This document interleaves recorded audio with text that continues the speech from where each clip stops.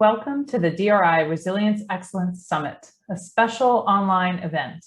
I'm Chloe Demrovsky, President and CEO of Disaster Recovery Institute International, and it is my great pleasure to open this one-of-a-kind event. This year was a difficult year for everyone, and the crisis is far from over. I want to acknowledge the ongoing challenge presented by COVID-19 and share what DRI is doing to continue assisting you. We know that our thousands of resilience professionals around the world are still actively responding to this public health crisis. You are demonstrating that our ever-growing continuity community is rising to the mounting challenges brought on by this pandemic while continuing to respond to other incidents as well. We have tremendous faith in your skills and dedication, and we are beyond proud to be associated with such tireless and innovative professionals. Please know that we are here for you during this unprecedented global response. In March, we moved to remote training for all DRI courses, and we will continue to maintain this policy until we feel that it is safe to assemble in person once again. I want to take a moment to say how proud I am of our global team and to acknowledge what a great job they've done to keep DRI running seamlessly in a 100% remote environment over an extended period of time. They have remained positive and diligent in difficult circumstances and are the reason why we have been able to continue delivering uninterrupted service. I am forever in their debt. And during this time, we have also continued to innovate. Last year, we introduced 2 new workshops to our popular workshop series, Business Continuity Exercises, and appropriately, Pandemic Preparedness for Organizations. This year, I'm thrilled to announce that we will be adding 2 more, the first of which is Mindfulness Practices to Improve Incident Management, an innovative, science-based course from a fresh perspective. Registration is now open, and stay tuned for more details about that workshop. In addition to our online courses and webinars, we are continually adding resources for your use to our website and other virtual platforms, including this summit, where you can stay engaged even though we can't see each other in person right now. We also continue to engage with external organizations to promote your certification and the value of the work you do. To name just a few new alliances from this year, we are now a national initiative for cybersecurity careers training provider. We worked with the International Science Council to set a global research agenda for resilience, joined the United Nations Office for Disaster Risk Reduction's ARISE Global Board, participated in an OCHA UNDP Connecting Business initiative, and contributed to Columbia University's New York City COVID-19 Oral History Narrative and Memory Archive. This is in addition to 50+ media engagements, including CNBC and Fox News. We have also continued to partner on veterans classes, which you will hear more about tomorrow. We canceled our conference, DRI 2021, for your safety, but we look forward to getting together again at DRI 2022 to be held at Planet Hollywood in Las Vegas, Nevada on February 13th through 16th, 2022. Be assured that no matter the format, we will continue to share lessons learned as they emerge. We value your insights as you work to manage the impact of COVID-19 on our nations, organizations, communities, and families. While no one knows for sure how the situation will evolve or what the future of work will look like, we are steadfast in our belief that there are still great stories of resilience to tell. I am very much looking forward to hearing several of them over the course of the next few days during this special event. A few quick pieces of business before we begin. I'd like to thank our exclusive sponsor, BlackBerry, as well as our speakers and the amazing team here at DRI.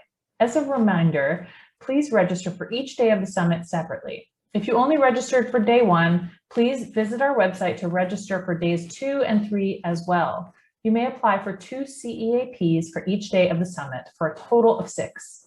The summit will be available for viewing on our website. All registrants will receive an email when it has been posted to our site.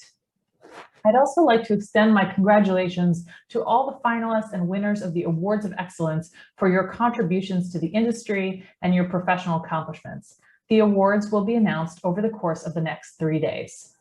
A schedule was emailed to all registrants and can be found on our website. Please follow the updated summit schedule that was emailed to you and is also on the site, as times and speakers may have changed since you registered. Lastly, I'd like to thank all of you for attending and continuing to support our vision here at DRI of a more resilient world. Thank you.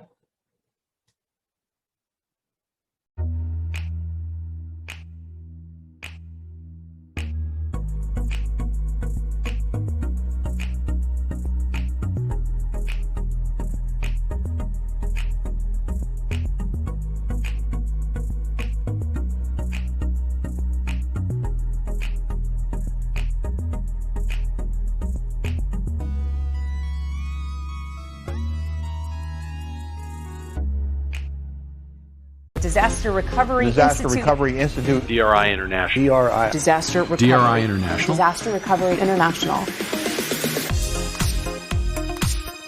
DRI International is the voice of continuity and resilience. We get the word out through education, media coverage, and events.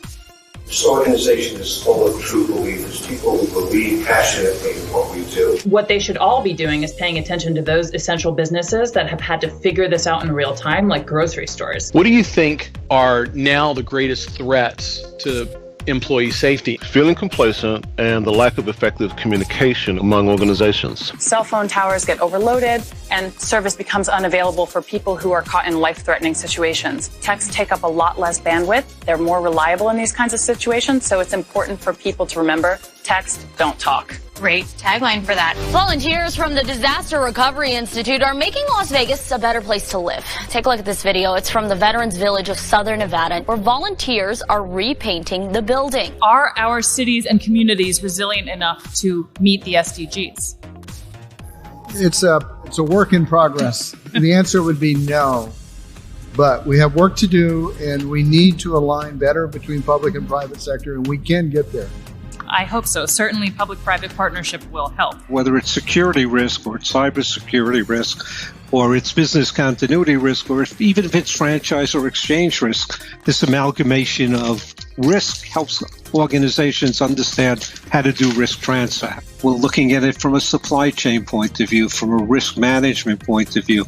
And it's so this whole issue of resiliency comes to the fore. When you have a pandemic, which is such a weird kind of disaster where we have to stay apart rather than kind of come together to help each other, it creates all of these extra complications. DRI certified professionals are in 100 plus countries, employed by 21 of the largest global companies.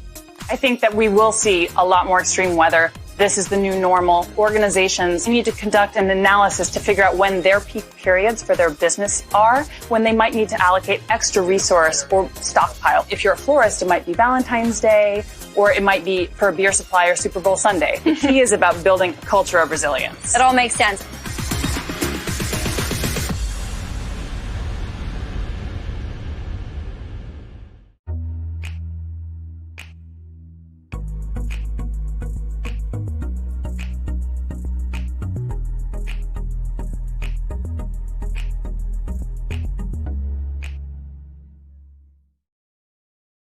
Hello, and welcome to our DRI Summit Day 1 keynote. I'm Jeff Holland, DRI's Communications and Social Media Manager, here to welcome Michael Berkowitz, founding principal of Resilience Cities Catalyst, who's drawing on his experiences from around the world to address reducing risk and increasing resilience in a post-COVID world. Resilience Cities Catalyst is a global nonprofit helping cities and their partners tackle their toughest challenges. Previously, Berkowitz joined the Rockefeller Foundation in August 2013 to shape and oversee the creation of 100 Resilient Cities. He served as the 100RC president from 2013 to 2019. From 2005 to 2013, he worked at Deutsche Bank, most recently as the global head of operational risk management. In that capacity, he oversaw the firm's OR capital planning efforts and served as a primary regulatory contact and connected the myriad operational risk management efforts group-wide. This was one of multiple positions Berkowitz held at DB, as well as Chief Operating Officer of Corporate Security, Business Continuity, and Operational Risk Management. Michael, thanks for being here with us today. Hello, my name is Michael Berkowitz. I'm the founding principal of Resilient Cities Catalyst, a global nonprofit dedicated to helping cities change the way they plan and act. I'm so excited to be here talking with you today.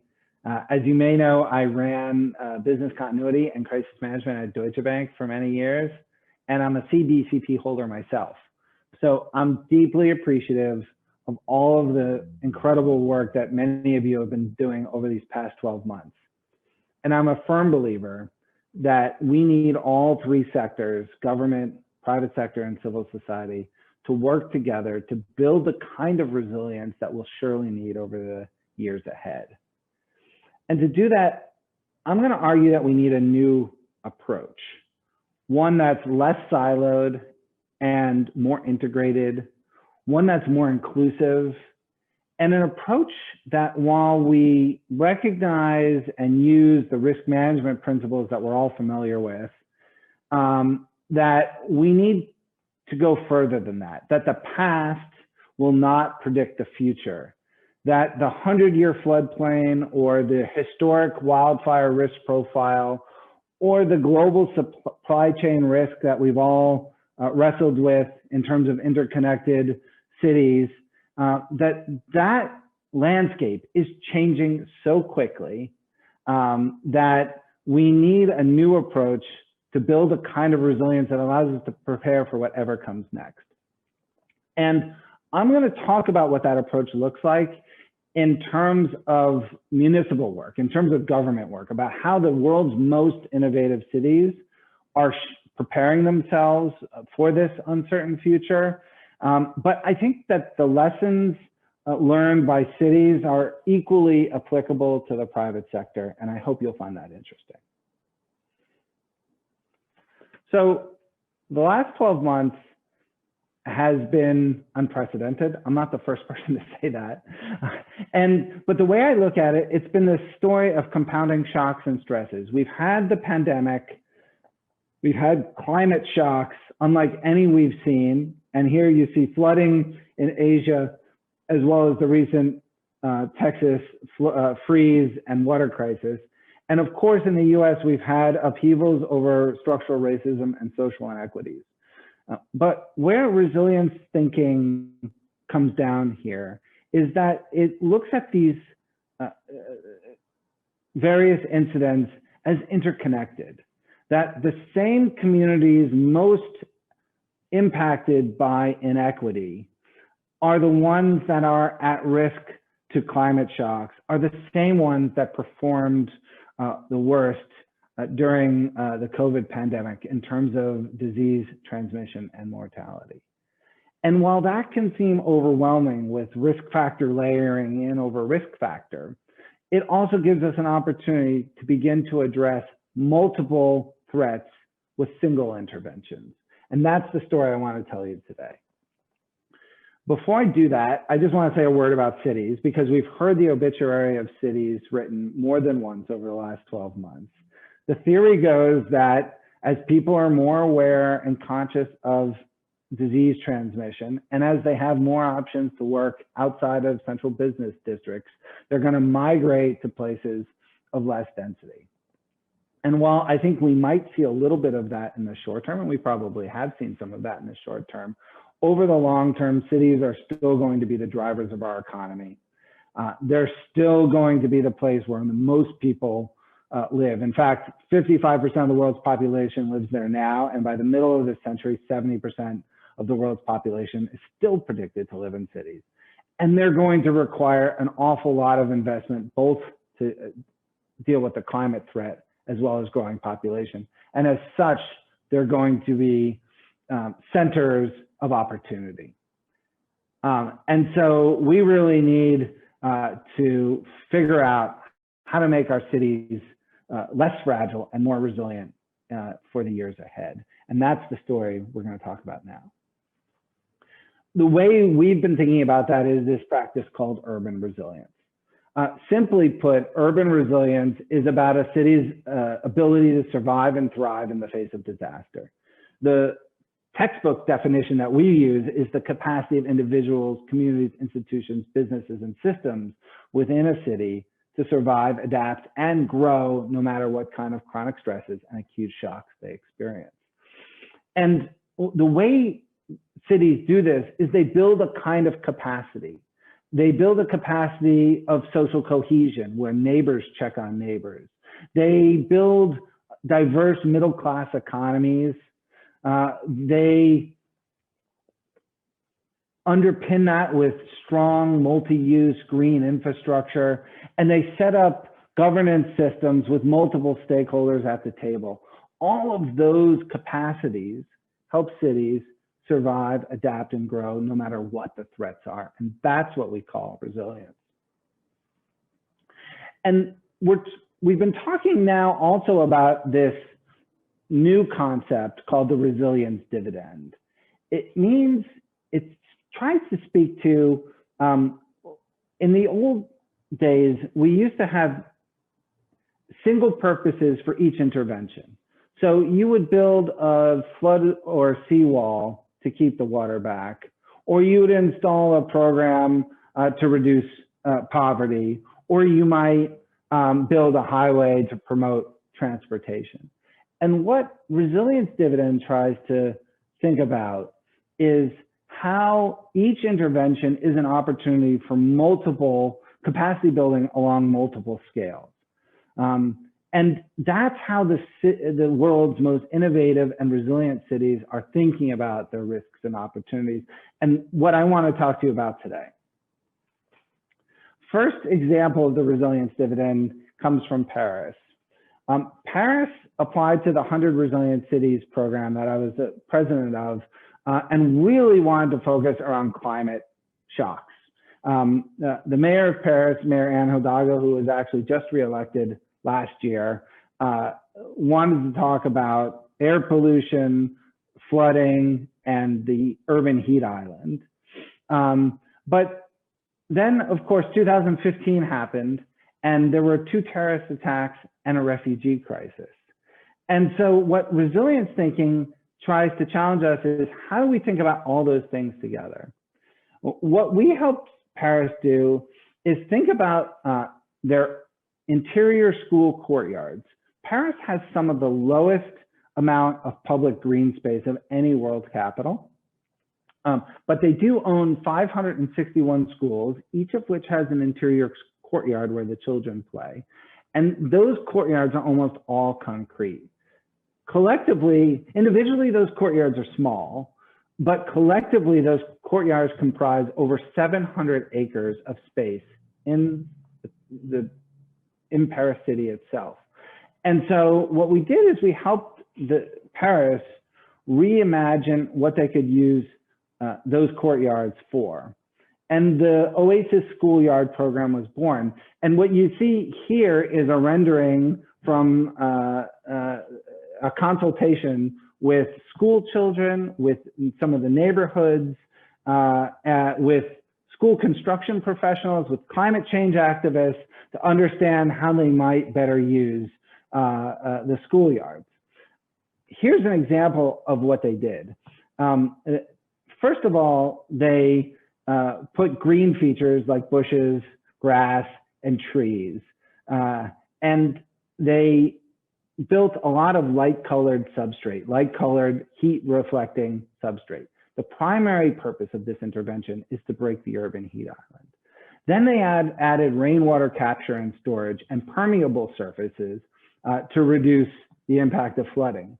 And finally, they opened these interior courtyards to the communities and the neighborhoods on the weekends so that they could help the most vulnerable neighborhoods have a place to go, to mingle, to meet, to understand what it means to be French, Parisian, and European.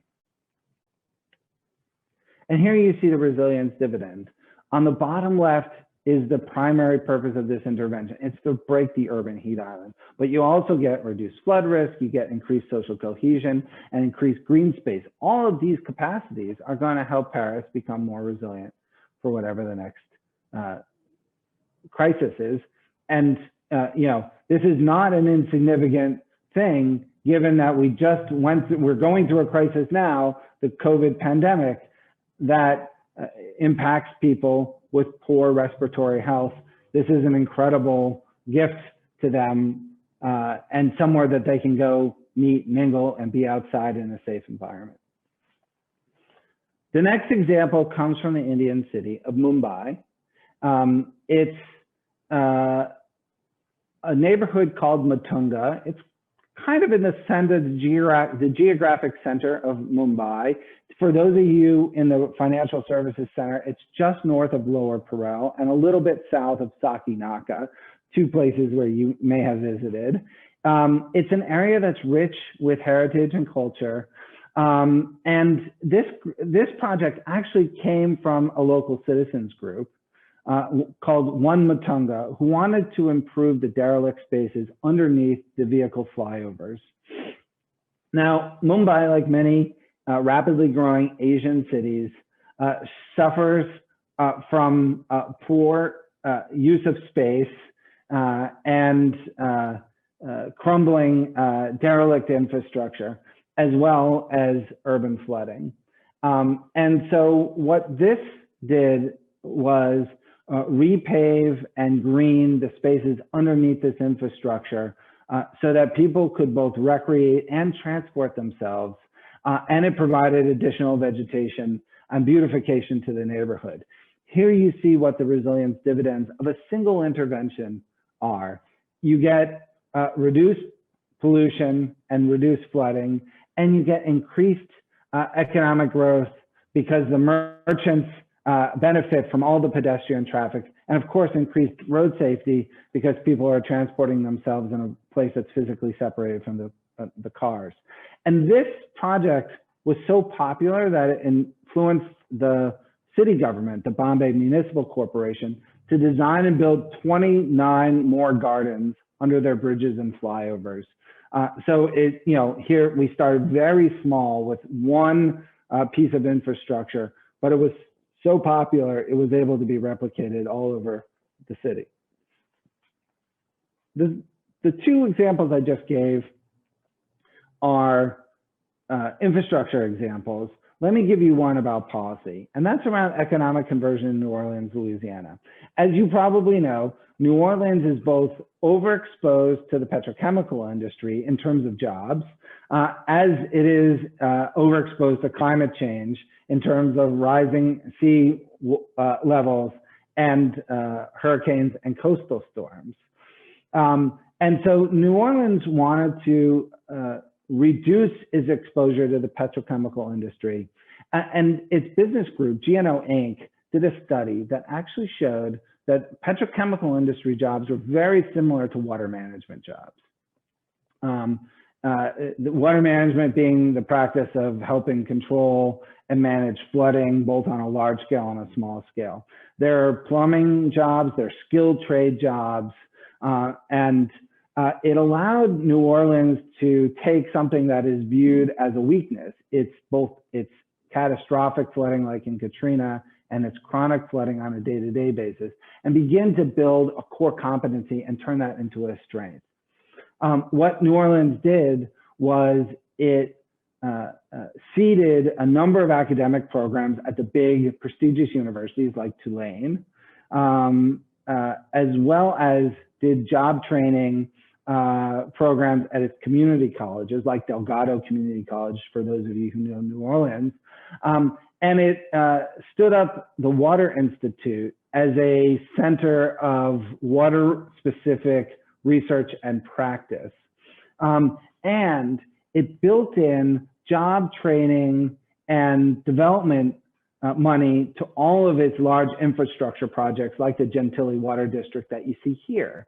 And so at once, one initiative is beginning to address a number of different threats and produce a number of different disciplines to make New Orleans more resilient. It reduces flooding. That's the day-to-day benefit. It increases green space so people have places to recreate. and to ride bikes and to get outside in the city. But most importantly, over the long term, it's going to increase economic diversity and produce better jobs that are not dependent on the dying industry of petrochemical, but rather in a forward-looking, fast-growing discipline of water management. And ultimately, New Orleans hopes to export these water management jobs, not just in the region, but throughout the world in the same way the Dutch do. And you can see how a single intervention helped address a number of different threats that New Orleans had. So I'm going to leave that there. I hoped that I left you with the fact that all of our challenges are integrated in many different ways. And 2020 really demonstrated that pretty clearly.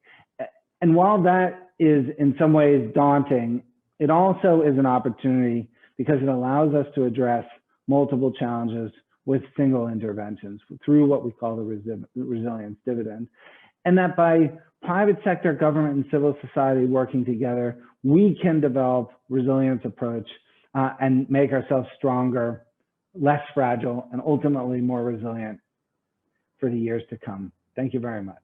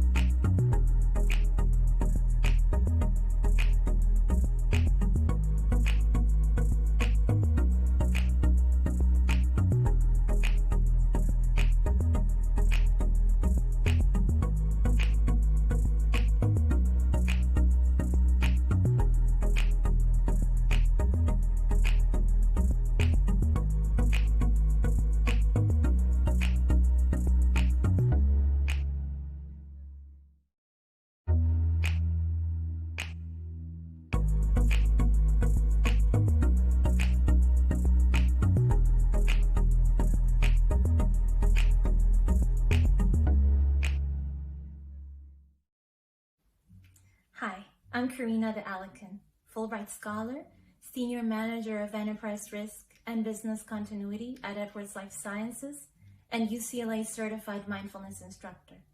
And just like all of you, for the last 12 months I've been challenged by the stressful and ever-changing circumstances COVID-19 has brought upon us.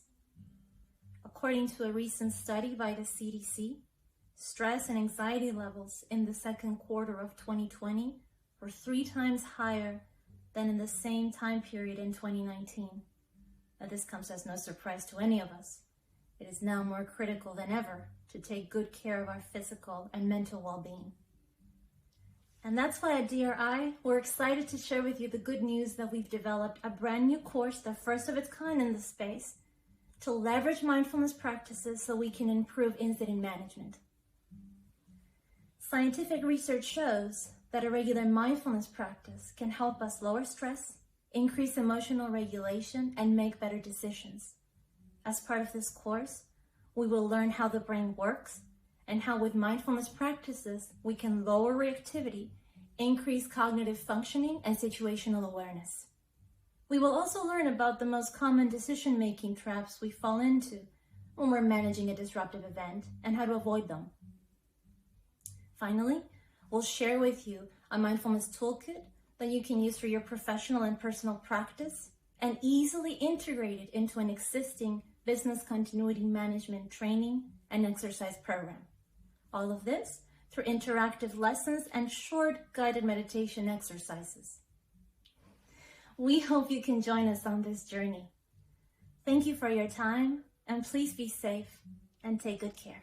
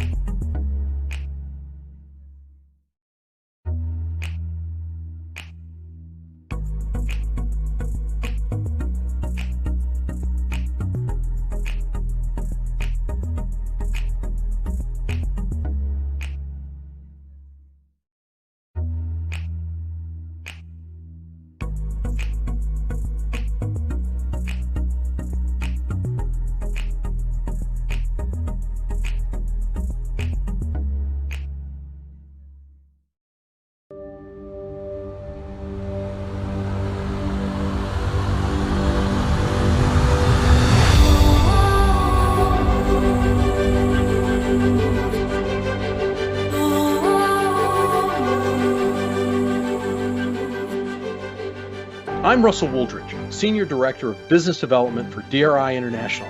Welcome to our annual DRI Awards of Excellence, recognizing the best and the brightest in the resilience community. I'd like also to welcome my co-host, Ramon Pinero, Vice President, Product and Services for BlackBerry Ad Hoc, the exclusive sponsor for our summit. Thanks, Russell. It's a privilege. Now for our first award. The Response and Recovery of the Year represents the foundation of our field, the ability to handle a disaster when it comes and quickly get back to business. This year's finalists are Bank of America, Northrop Grumman, USAA. And the winner is Northrop Grumman.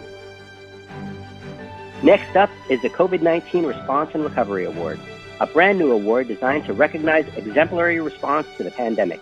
The finalists are Amdocs, AT&T, Seawater Injection Department, Saudi Aramco, Transunion. And the winner is Seawater Injection Department, Saudi Aramco. Our final award today is Consultant of the Year. This award recognizes consultants who excel in the business continuity and resilience field, are creative problem solvers, and instill a culture of continuity in every organization with which they work. Finalists are Nathan Early, Senior Consultant, Castellan, Dennis McNeil, Advisory Consultant, Fusion Risk Management, Ravi Sheila, Business Continuity Management Consultant, Independent Business Continuity Management. And the winner is Dennis McNeil, Fusion Risk Management.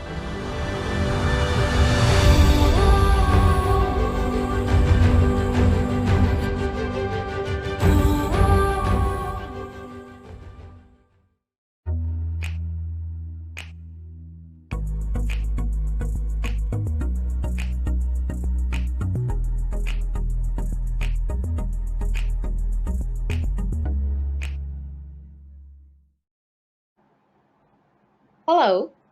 Over the last 6 months, DRI has been working with Blue Tide Puerto Rico, a 501c3 nonprofit organization formed in 2018 to create the first coastal resilience training and certifications. Blue Tide Puerto Rico will conduct training, both online and in person when permitted, to provide first Caribbean and then global coastal countries, cities, and islands with focus on the specific threats and recovery requirements for blue economies.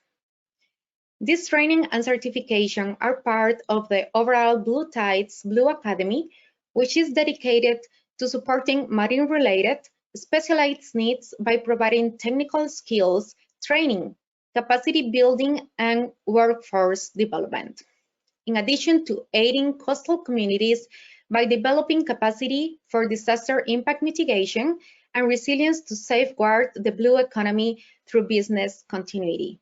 Speaking for Blue Tide Puerto Rico is their interim executive director, Gifre Tort. Gifre, sea usted bienvenido. Muchísimas gracias, Carol. Hi, my name is Gifre Tort, interim executive director for Blue Tide Puerto Rico. Being based in Puerto Rico, right in the so-called Hurricane Alley, and having lived firsthand the direct impacts and aftermath of the biggest hurricane to ever hit Puerto Rico in the last century, we needed to do something about it for next generations and those to come. We have partnered with DRI to create one-of-a-kind program to help islands as ourselves, coastal communities and coastal cities or countries with the development of a more resilient workforce trained for disaster preparedness. Why wait until it happens to react or get ready?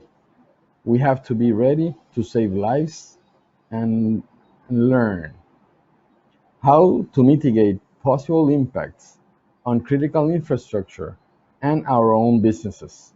That's why we have developed the Certified Coastal Protection Professional Certification for individuals with less than 2 years of experience in blue infrastructure, green infrastructure, coastal mitigation, blue economy, blue carbon credits, scientific diving, hazard mitigation, federal grants, state grants, laws and policy making, business continuity, disaster recovery, emergency response, or related fields. And for those who have more than 2 years of proven experience on any of those fields can apply to a blue infrastructure professional, which is a more advanced professional certification. We wish to see you there and together help our coastal communities get ready for the natural disasters we may see in the future.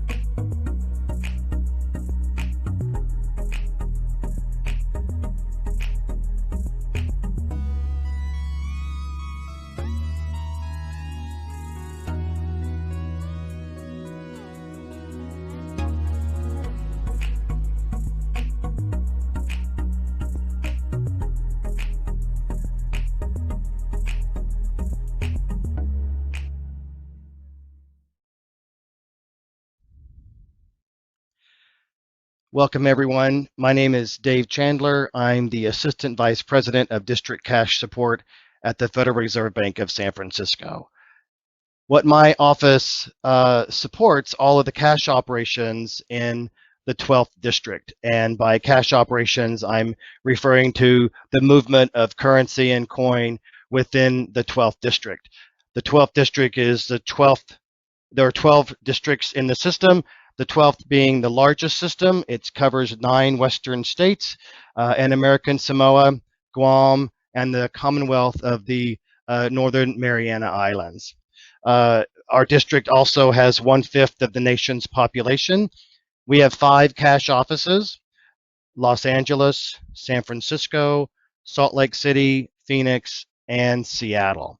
And of course, Seattle, as you know, was the intended location of this conference, but we're all virtual now, and I'm glad to join you from the beautiful hills of San Mateo, California, which is where I live. So my areas of support that my office covers is it covers a broad range of back office support, from data analytics, budget, compliance, strategy, communications, process improvement, and yes, business continuity. I'm happy to report that we have one of your very own DRI certified business continuity professionals running the shop here at my reserve bank.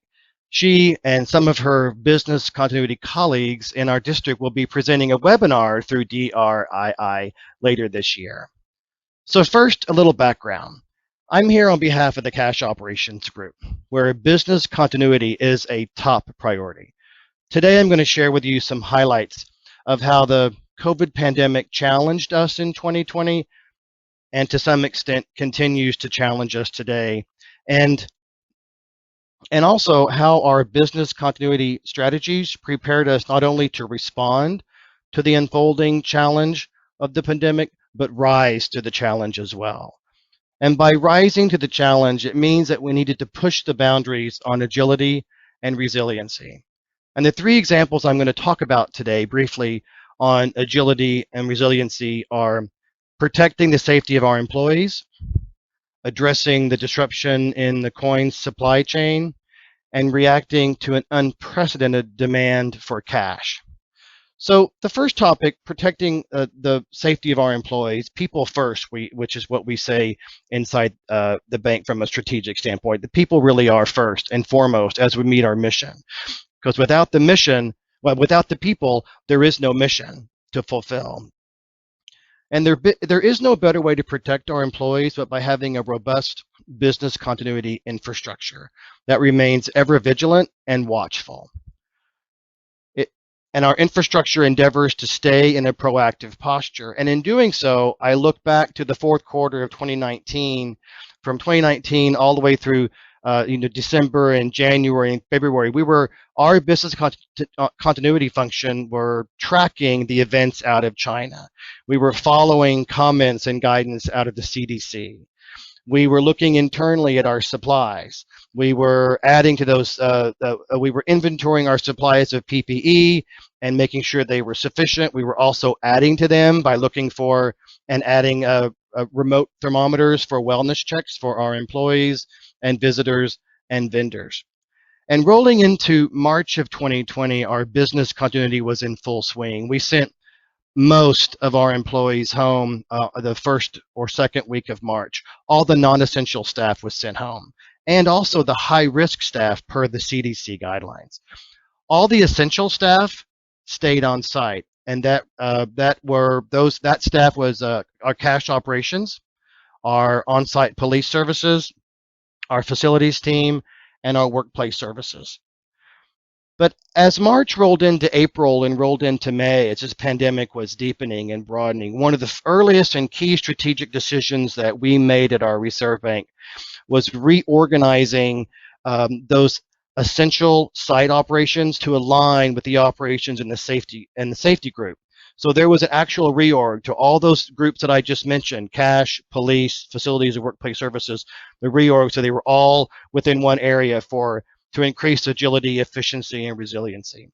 But in addition to an organizational structure, there were some key areas where decisions that we made, which had our people's safety first in mind: core operations, rewards, facilities, and a culture of care. So let me talk first about the core operations. First thing we did was assess our staff needs, and we realized that to deepen our bench, we needed to look horizontally at those individuals that perhaps were not on site from a cross-training standpoint, and we asked people outside of the essential team, do you want to volunteer? Would you like to volunteer your services so we can be a little bit more agile? And that request brought in a respectable amount of resources that brought into cash on-site and also off-site. We had a small cadre of data analysts from around the organization helping us with data modeling and scenario planning. We also looked at our staff needs and decided that we should probably supplement that and augment our staff by hiring some hourlies to supplement. We created some pods to reduce vector points and minimize contact tracing. We even went so far as to develop some travel contingencies should the need arise, because we were still trying to determine how many, should there be any staff become ill in a concentration of illness in a certain place. So we had logistics in place for people to travel between offices. Fortunately, we never had to rely on those, but our business continuity team were on the ready to kick that into high gear should it be needed. Another area for people first and safety is we wanted to reward those individuals on site. The decisions were made early on to provide meals for the on-site staff. We created a pop-up grocery store for staples. We even had virtual therapy because, as we all look back, this was an unusual time, and the stress levels were quite high. And like most facilities, we also changed the facility somewhat. We added plexiglass where we needed to have them. We expanded break rooms and other spaces for folks to be able to keep the pods preserved for safety reasons. And most importantly, we tried to deepen our culture of care. We had a sense of gratitude, and we celebrated and we stayed connected as much as we could across the bank. We had virtual company-wide parties. We had flexible scheduling of our frontline staff so they could easily plan their days off. We had on-site frequent COVID testings to our on-site employees. So that's a quick high level of some of the agility measures that made us more resilient and placed our employee safety at the top of our priority list. Number two, addressing the disruption of the coin supply chain. Now, I must say up front that there's a difference between a coin shortage and a supply chain disruption. So think back, if you will, in the early days of the pandemic, and when you looked at grocery store shelves and you saw empty shelves of toilet paper or eggs or flour, there really wasn't a shortage of toilet paper or eggs or flour. It's just that the supply chain was being disrupted. And so it's within that context that I use the term disruption of the supply chain. So with so many people sheltering in place and shopping online, and there were less transactions in stores. And by less transactions in stores, that means less foot traffic.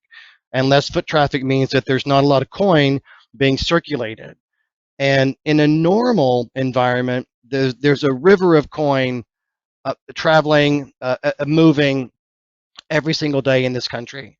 But the cumulative effect of the shopping online and people not moving the coin was that river turned into a bit of a stream. So what did we do in reaction to that? How did we get that stream back into a river? Well, the first thing we did was we decided to educate the public to the best we could using social media. You may have heard of our hashtag #GetCoinMoving. And in addition to that, and it worked, in addition to that social media campaign, we also partnered with some larger financial institutions to help them order appropriately for the needs of their region. And they too also tagged on to our social media campaign. And I will say anecdotally that during one weekend in April, my family and we gathered all of our coins that we've been saving for years and didn't think we'd ever roll or count. And we had more than I even imagined. We had over $1,000. And we made it a fun exercise for the family. We whoever found the oldest wheat penny got to pick the dinner delivery that night. And I'm pleased to tell you that we found a 1921 wheat penny. So our youngest picked a pizza So that's a little side note for you. The third area for agility and resiliency pertains to how we reacted to an unprecedented demand for cash. Now, let me level set for you.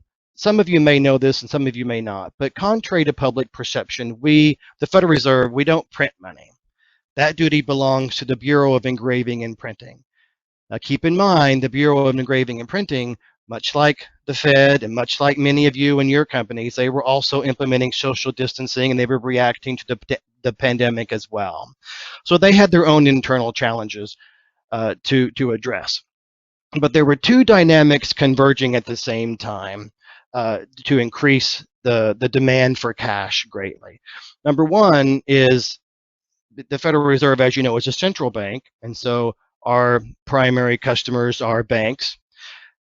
They were also kicking in all of their business continuity measures as well. And as you can imagine, what would be a normal business continuity reaction is they were also ordering up and filling up their vault a little more than normal so they could be agile and resilient. So we were meeting those demands over and above. And in addition to that higher demand of orders, there were also multiple rounds of economic impact stimulus payments that we had to react to and respond to and fund. So in response to these dynamics, we reorganized and expanded our team of highly specialized data analysts. We enhanced our data analytical tools. We added valuable dashboards to assist the decision makers with better information at the right time to make more informed and better decisions faster. The impact of this is profound. In totality, our district alone saw an increase in orders 7-fold. And we met every single order, and we could have met more. By August of 2020, total U.S. currency in circulation over the world had reached 1.97 trillion. It's an increase of 15% over the prior year. Now, with an eye on the future, and in conclusion, there are many takeaways from this past year from a business continuity perspective. We have extremely robust business continuity plans. However, even most robust planning could not prepare any of us for 2020. But I will say, and I'm proud to say, that the muscle memory that we learned from years of business continuity planning was paid off because we were prepared to be agile and resilient. We may not have had all the answers right up front, but we knew the questions to ask, and we knew who to ask them of. What we've learned will definitely inform all of our workflows, preparation, and processes going forward. So I want to thank you all for your time today. On behalf of the Federal Reserve Bank of San Francisco and my team in District Cash Support, I'd like to welcome you all to this year's DRII Virtual Conference. And finally, I thank you for your dedication, especially as we live through this history together. Thank you all. Enjoy the conference. Hello, everyone. My name is Avishai Ben Barak, and I am the Global Business Continuity Manager for Amdocs. Over the next few minutes, I want to share some of my personal learnings and observations from the past year, which helped us respond and will improve us going forward. The first major characteristic, in my opinion, of COVID-19 is its global footprint. And when you pair that with the fact that we are a global organization with over 25,000 employees scattered across 85 plus locations, you can imagine that that comes with a fair amount of challenges and opportunities. One of the key components in our effective response has to do with our early detection. At Amdocs, we have a program in which we monitor globally 24/7 events that could potentially become business continuity incidents. Once we identify such an event, we trigger our emergency advisory system, which indicates the set of required actions that we need to take in order to deal with the potential implications of that particular event. This process enabled us to detect COVID very early on, when it was limited to China, and to start our preparations accordingly. We then had the opportunity to quickly make necessary adjustments to our plan and even to test them on a large scale. We then continued implementing the same process over and over again throughout our different locations as the pandemic moved to the West. The second global characteristic was finding the right balance between corporate and local leadership. On the one hand, you want to be able to make quick and efficient decisions, and you also strive to be consistent. On the other hand, in order to successfully implement these decisions, they must be aligned with local leaders, take into consideration cultural aspects, and the crisis communication in many cases also needs to be adapted to those local populations. Another key observation is that we need to put much more emphasis on building our incident management capabilities. In my opinion, the first step is to have a mature incident command structure, which was crucial for us in executing our plan effectively. Our structure is also dynamic, which allowed us to expand and reduce the teams according to the needs of the incident. This enabled us to effectively make decisions while not creating unnecessary workload for less essential participants. The next step is to build the incident command capabilities among all the team members. Here, of course, we need to constantly train and test our plans. However, the best learning comes from real events, and we need to find a way to preserve as much as possible the knowledge and the capabilities we accumulated over the last year. We are accomplishing that by conducting lessons learned, adapting our plans, and restructuring our testing and training programs. Lastly, but perhaps most importantly, in my opinion, is that we as business continuity professionals need to position ourselves as organizational crisis leaders. To achieve this goal, I've built a program for our team that focuses on developing 3 key incident command capabilities. The first one is decision-making under pressure. So how do we deal with the negative emotions of a crisis? How do we deal with the time pressure? How do we deal with the lack of information? The second capability is sense-making, the ability to quickly make sense of the event. What does the event mean? What should I do relative to the event? What should the other people in the other command centers and teams do? And to answer these questions in a way that leads to credible action. The third capability is organizational IQ. Each business continuity professional, in my opinion, has to have thorough knowledge of all aspects of the business. And they need that in order to understand the business impact. They need that in order to complete the resource need assessment. And I think the pinnacle of this capability is to understand the perspective and the motivations of all of the different crisis stakeholders. And once you do that, you can effectively lead the organization towards the end goal. As business continuity professionals, we often end up creating or facilitating drills. And as a result, we don't train ourselves enough. Therefore, I decided to start conducting short simulation-based training on a bi-monthly basis that trains our internal business continuity teams. I have much more information that I will be happy to share offline to anybody who wants to reach out. Thank you for this opportunity, and I hope that to see you face-to-face very soon.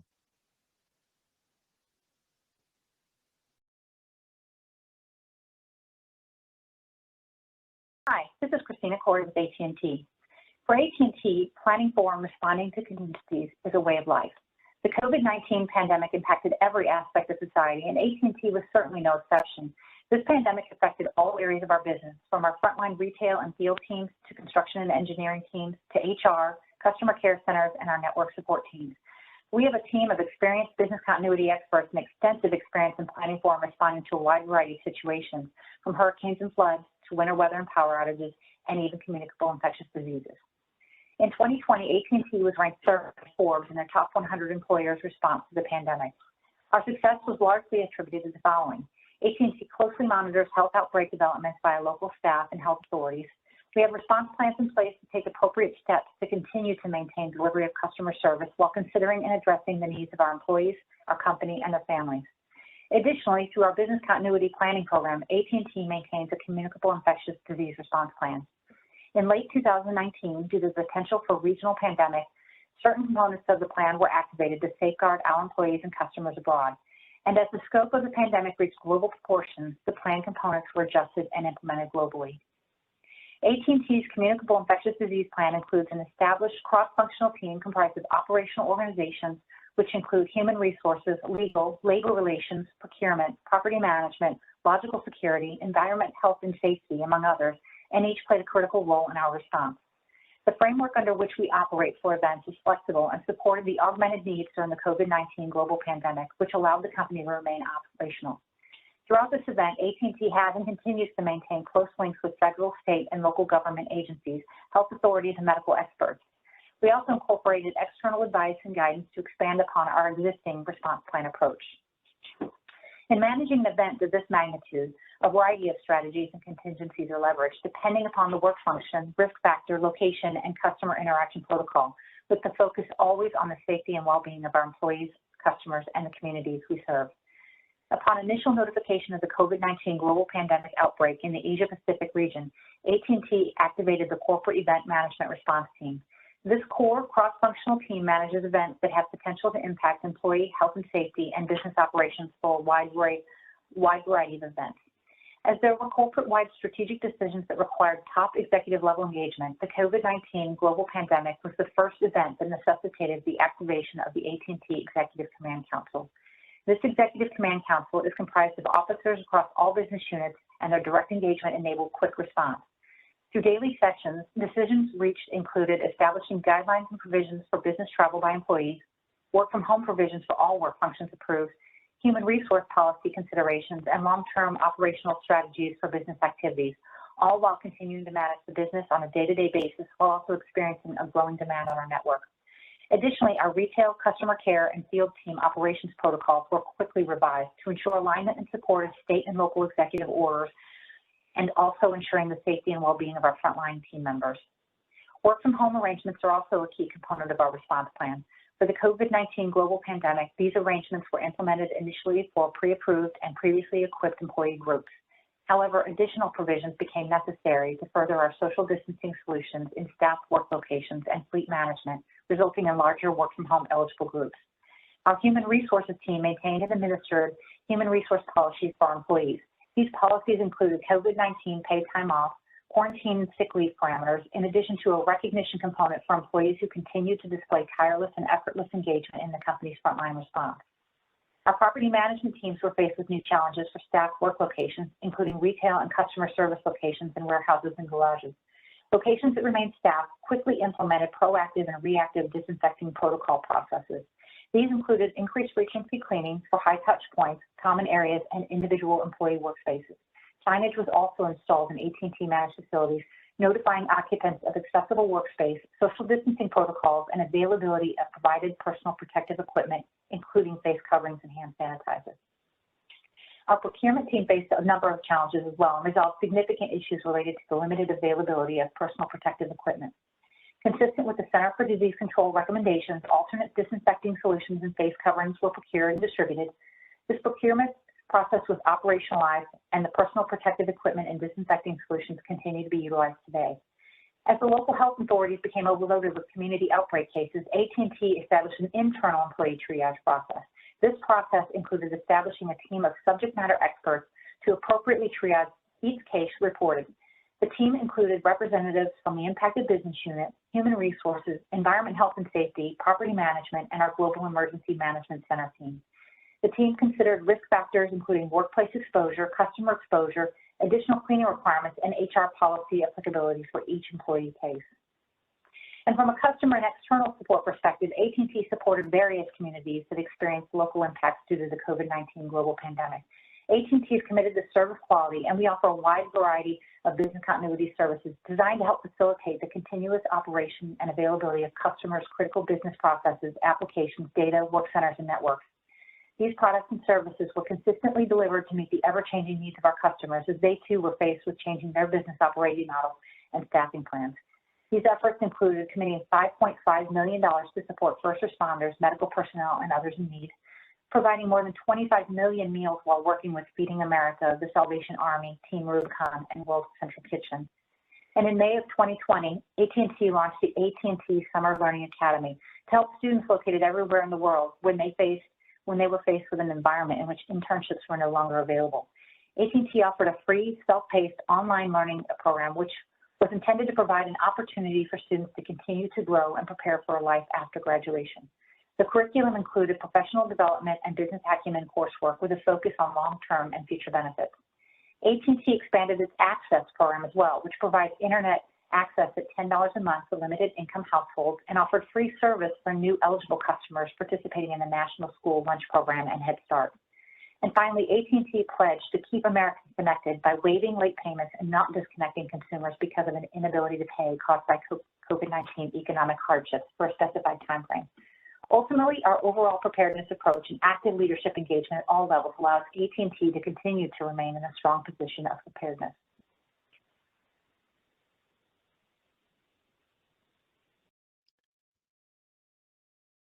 Hello, I'm Eric Mcnulty, the Associate Director of the National Preparedness Leadership Initiative. We're a joint program of the Harvard T.H. Chan School of Public Health and the Center for Public Leadership at the Harvard Kennedy School of Government. And for the last almost 20 years, we have been studying leaders in crisis situations. Small crises, large crises, long duration crises, and certainly COVID-19 has been the longest duration crisis that we have seen. And so the topic of resilience is so important because when you're thinking about a crisis that unfolds not just over hours and days, but months, and we're going into the second year now, you're really got to be thinking about how do you keep your team, yourself, and your communities stronger longer. And so this notion of resilience is so important. And when I talk about resilience, we tend to think about bouncing forward, not bouncing back, because there really is no back. Clocks don't go backwards, calendars don't go backwards. We are bouncing forward. And when people can bounce forward with confidence, with hope in the future, that's when you see resilience. And so the question becomes, how do you lead through that? And what we've really taken a deep dive into during the coronavirus pandemic has been looking at the temporal aspects of leadership, or how do you work with time? And a tool we started developing initially during the 2017 hurricane season, when you may recall we had multiple hurricanes, one right after the other, and people had to sort of sift through and be able to pivot from now till the next to the one after that. We started working with this tool, but it really came into its own over the last year. And I want to walk you through what we call the arcs of time, which is a way to help leaders better understand and to visualize and conceptualize the different phases of a crisis so that they can be taking appropriate action, not just today, but thinking forward and leading toward the next phase and the one after that. So here's a simple arc. Every crisis has a beginning, a middle, and an end. You're going to go, we hope, from an undesirable current state to a more desirable future state. That's going to take a certain amount of time and effort. And so as a leader, you'll be thinking about what's the duration? How long is this crisis going to be? And what actions can I take that may be able to shorten it? And then how bad will the impact be? Again, are there things I can do that will flatten that curve? A phrase that we heard way too much at the beginning of 2020. But how do I bring that arc down, and how do I shorten it to minimize the impact on the population? But in a long duration crisis like this one, there isn't one arc, there are multiple arcs. And so you've also got to be thinking about how do you transition to the next one. And one of the important things we found about leading is that you're not just worried about today, but you have to be anticipating what's going to come next. Only then can you ready yourself, your system, your team to be able to take the right steps, have the right resources available so that you can move things forward. You're thinking about pace. How do you pace yourself through this event so you can keep people stronger longer? You'll have enough gas in the tank, as it were, to make it all the way through. So when you're leading through the arcs, the first thing you want to do is to find the apex. What's the threat for your organization, for your community? Is it actually the virus? Is it, in this case, the number, is it the inability to vaccinate people? Is it the threat to the economy, being able to get people to work, kids to school? Whatever it is, define what that apex is likely to be. In the beginning, when that threat is accelerating and coming up, you're going to be very transaction focused. What can I do right away? How do I engage people, get resources put forward in a productive manner? It's very much transaction focused. And one of the challenges, as we've seen, is that leaders can tend to get stuck here. So they're always doing transactions. But the pivot you have to make is moving from transaction to transformation, because that if you begin to meet that crisis at its peak and be able to bring it down, bring it under control, then you're going to be changing. You're going to have to change your organization, how you work. You'll have learned some things. The reality you're working in will be a little bit different. And so you're going to be transformation focused. You've got to be able to think, again, as a leader, thinking, how are we going to do things differently? What else are we going to need? What are the implications for the other parts of the enterprise? And then as you begin to end one arc and come into the second one or the third one or the fourth one, you'll be transition focused. What do we need to do to continue what's happening now until its conclusion, but at the same time, simultaneously ramp up the next arc? We're seeing that challenge right now with the vaccine rollout, where even though we've been talking about vaccines for months now, too many states here in the US anyway, didn't have things in place to be able to handle the vaccination. So we're looking at shortages of vaccinators. We're looking at confusion over how you sign up. Where is it going to be administered? These were all things we should have been thinking about and planning for, yet if leaders get stuck in that transaction phase, they never begin to think about the transition to the next phase. And so as a leader, the more you can be looking forward, the better prepared you're going to be.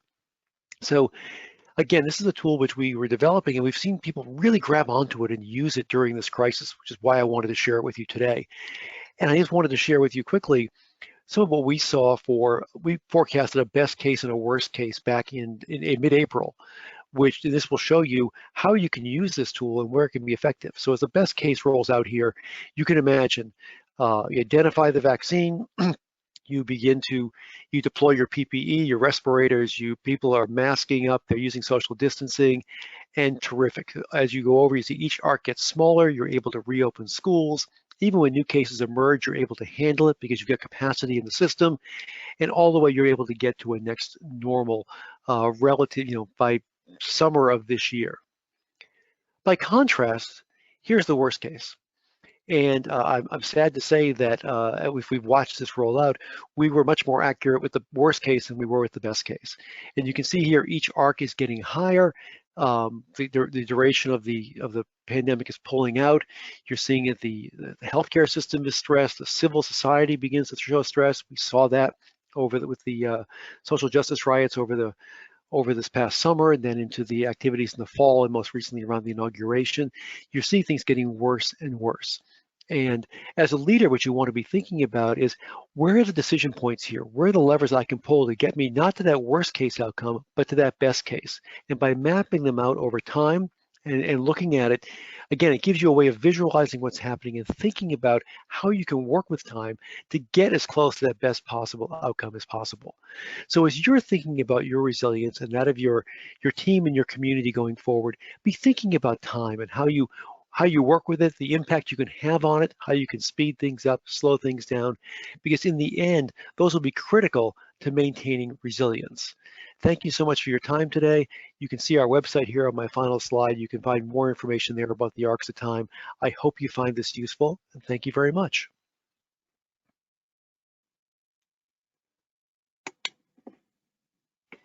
Well, hello everyone, and thank you for joining to hear about Transunion's pandemic response. My name is Deb Ladendorf, and I manage our issue management program. And I'm sure we could all spend days talking about our experiences over the past year, and I'm sure that would probably be a healthy to do. But today I'm going to try to distill our story into 5 minutes or so. So let's jump right in. I want to begin my presentation by providing a little background about Transunion and the foundation on which our pandemic response was built. And that's our approach to using information for good. So who are we and what do we do? Well, Transunion is a global information and insights company that makes trust possible by ensuring each person is reliably yet safely represented in the marketplace. So our solutions help consumers understand and protect their personal information and also monitor and manage their credit. And for businesses, we help them better assess and manage risk. So our tools allow our customers to make smarter decisions and have greater certainty around who they are doing business with. As a result, businesses and consumers can transact with confidence and achieve great things. Our solutions result in economic opportunity, great experiences, and personal empowerment for hundreds of millions of people worldwide. And that's what we call information for good. So information for good drives us every day at Transunion. And our program relies on and leverages information on over 8,000 associates in 75 locations scattered across 22 countries. Given the complexity of our global footprint and our dispersed workforce, we have long invested in a robust issue management program to help us manage challenges affecting our business. Our program, I'm sure, is very similar to your programs, except for maybe the data issue response planning that we do, just due to the nature of our business, and perhaps where our business continuity function reports up into the organization. We sit in TransUnion's compliance function. So naturally, we have a very policy-driven program, which requires crisis management plans for each of our locations and business continuity plans for our critical functions. And all teams go through their annual preparedness exercises. And I'm sure this is all very familiar to you. But where I think we really got lucky was in 2019. We had just exercised a pandemic scenario with our senior leaders at our largest call center. And we had just implemented a BIA refresh where we captured a lot more information that we found vital to our pandemic response. So we were lucky in those respects. And then shortly following the end of 2019, we also implemented a threat monitoring tool, which we found really helped our response in that we were able to receive alerts from across the globe on all the pandemic information that was going on in each of the individual jurisdictions. So that was really helpful. And then the other thing that really assisted us was that we have an operation in Hong Kong. So we had a preview of what was to come. So when the pandemic actually began, we were prepared. And we're now going on almost a year of activation of nearly 300 business continuity plans with no major disruption to our operations. So I wanted to share with you today the actions that made the biggest difference to our response. So the first action was that we prioritized our people and their health. Very early in the pandemic, we set our guiding principles for our response with the health of our people, their families, and our communities where we live as our top response priority. And then we transitioned 95% of our global workforce to a work from home solution within 1 week. And then for that 5% of essential workforce that still had to work from an office, we did enhance the safety and health protocols for those employees who remained on site. And then we also worked to ensure our company remained a source of stability and support for our employees, providing additional resources for mental and physical health, enhancing our backup child care benefits, conducting trainings on topics like remote work and resilience. And of course, we did the fun things too. We had Friday lunch DJ sessions, and we had our executives actually do story hour with the children of our employees, gave the parents a break. And then we have our whole series of yoga and exercise classes that we're able to attend via video. So that helped maintain our sense of community. Second, we activated clear and effective governance. So we had our crisis management plans, and we leveraged those to activate an executive steering committee to help make prompt decisions, to liaise with the board of directors and external stakeholders.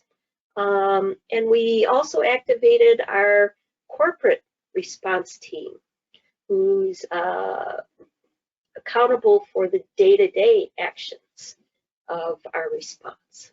And then we determined that we needed more help, and we actually activated all of our local crisis management teams to create a global network of office leads to coordinate across the enterprise.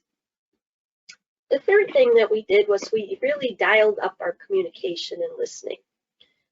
We communicated a range of information about health, business, policy, and technology topics via a dedicated intranet site for all of our COVID response information. And then we also sought input frequently, so that intranet site was kind of static. So we created a special mailbox to receive input and questions. And to date, we've fielded about 600 questions and follow-ups and various responses to surveys. So we found that very valuable. And then the next thing that we thought was helpful to us is that we developed a data-driven return to office strategy.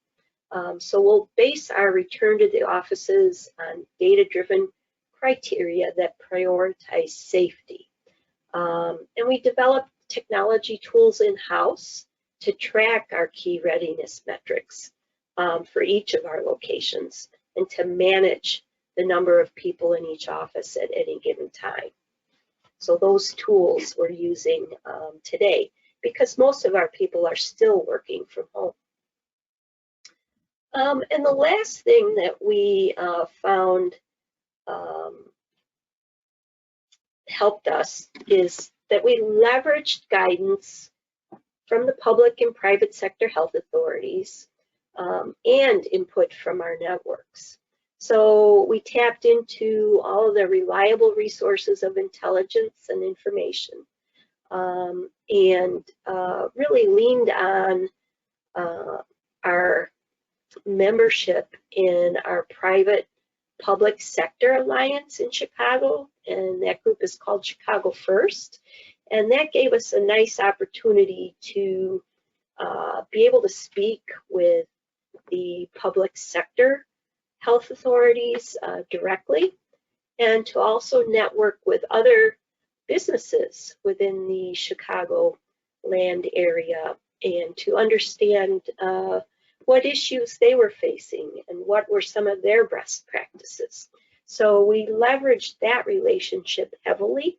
And if you're not currently a member of such a public-private sector partnership, I would suggest that you seek out membership in one of those networks, because it really helps to have the ear of the public sector authorities. So based on all of the actions that we've taken, the impact to Transunion was that we remained open. While some business came to a halt, we actually experienced a significant uptick in consumer and customer needs due to the economic impact of COVID, not the health impact. So thanks to our preparedness, our response enabled continuous operations with no major disruption. The second thing is that our people are demonstrating resilience. We've done multiple pulse surveys to understand their sentiments. And one of the key findings from one of the surveys was that 97% of our employees said that they have confidence in the business. And they had positive comments about how leadership had handled the crisis. The other thing that we found is that if you're going to include questions in your pulse surveys, be sure that you're able to act upon them. So currently, we heard that there's a broad interest in continuing to work from home even after the pandemic. So right now we are working on developing our strategy for what TransUnion is going to look like once the pandemic is over. So we're working on that strategy based on feedback we received from our associates. But in the meantime, the associates also said they needed better equipment at home. So we got that feedback and we were able to set up a portal and give a stipend for people to get the equipment they needed to work effectively at home. So the pulse surveys really help to understand how your people are doing, and they give you some direction on what things that you need to plan for in the future. And lastly, one of the outcomes of the response is that we're still able to help our communities. We focus on providing insights and education to people, businesses, and governments to help everyone navigate this uncertain time. And in the US, we're even providing consumers with free weekly credit reports. And then just recently, we announced a partnership with Amex and VantageScore, where we did a series of educational videos that are on CNN.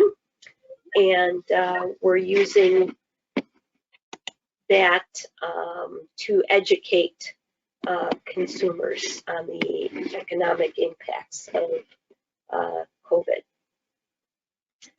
So finally, our lessons learned, the first one was always put your people first. While this isn't a new concept or a lesson learned for TU, the pandemic certainly validated it like never before. TransUnion's response to the pandemic has given us the opportunity to walk the talk of our corporate values. The next thing that we learned is that investing in preparedness pays off. It's no small effort to maintain over 300 plans, requires 700 exercises annually, prepare leaders across 75 offices to navigate a crisis. And we really only have 2 full-time people dedicated to business continuity at TransUnion. So our multi-year investment in business continuity management systems and tools and training has realized its full ROI during this event. And having all the information we needed at our fingertips made a big difference in being able to make quick decisions when we needed to make those decisions. And then the last thing I wanted to share was that you really need to tap into the front lines for help. With only 2 people dedicated to business continuity in our corporate office, we found that asking for help really helped us navigate through the pandemic. So while it was far from our first crisis, it's the first one that has been truly global, with impact to all of our people and all of our offices. So we realized early that we needed to supplement our corporate response team by engaging and empowering our local crisis management leads. So building that network out in the field and training them and having them ready really pays off. So when you need them, you can ask for their support. So that's an overview of our pandemic response in a nutshell. So thank you for listening and stay well.